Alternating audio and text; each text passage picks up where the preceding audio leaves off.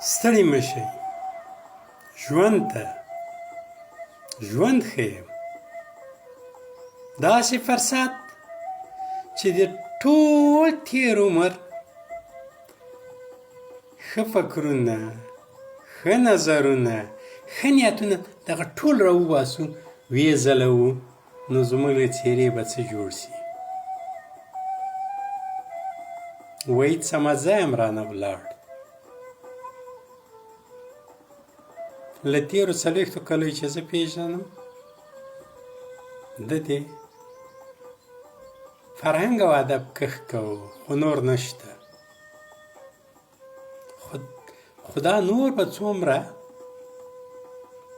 نه وي چې پرون و معلومات وایي چې په هره ثانیه کې ده یو ځل سترګې پرانیستلو سره 2 کسه یعنې د ژوند یوه جوړه کډه کوي ځي خبر یاستئ چې ورځ کې څو ته رسیږي دا شمېره ورځ کې نږدې 70,000 کسانو ته رسیږي او میاشت کې 5 میلیونو ته رسیږي او په کال کې شاوخوا 8 میلیونه وګړي کډه کوي ځي هغو قلمرو ته چې زموږ ذهن او حواس هلته پښه نشي ایښولی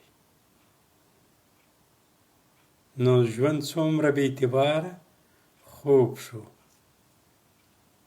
او موږ ښې خبرې لورینې مینې ټولې ساتلي چې د خپل عزیز د خپل خپلوان حتی د خپل ژوند د شریک او شریک د سترګو له پټېدلو وروسته یې په خوله راوړو کوکې وباسو بیا ګټه څه ده ولې دغه پور ده اوس نه ادا کوو ژوندي اخلاق دغه دي که موږ مینه لورینه ښېګڼه لرو ولې دغه شیبه یو بل ته په خوله را نه وړو ولې د یو بل هرکلی ونه کړو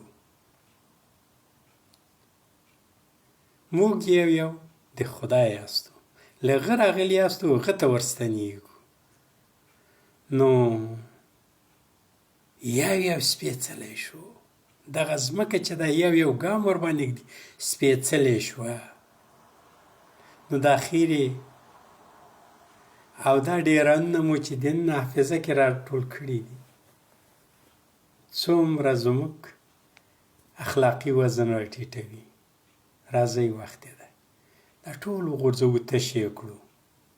ستر رومي مولانا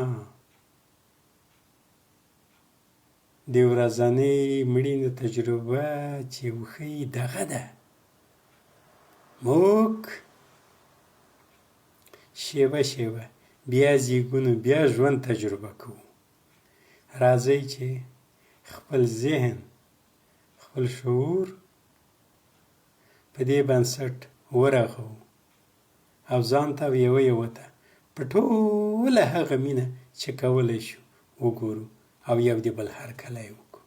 له مخې مو رڼا